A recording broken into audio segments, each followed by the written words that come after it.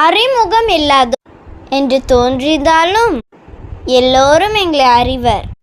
செத்து கொண்டிருப்பவர்கள் என்று தோன்றினாலும் நாங்கள் வாழ்ந்து கொண்டிருக்கிறோம்.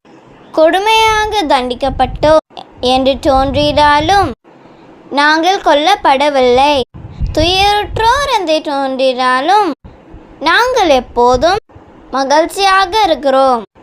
ஏழையர் என்று தோன்றினாலும் நாங்கள் பலரை செல்வராக்குகிறோம்.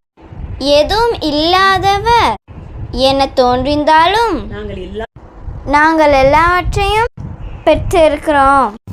2 கொரிந்தியர் 6:9-10 படி பவுலை பார்த்து அறிமுகமில்லாதவர், செத்து கொண்டிருப்பவர், துயருறுபவர், ஏழைகள், எதுவும் இல்லாதவர் என பலவிதமாக பவுலை பற்றி பேசினாலும் பவுலின் மனம் அதை குறித்து கலங்கவில்லைங்க.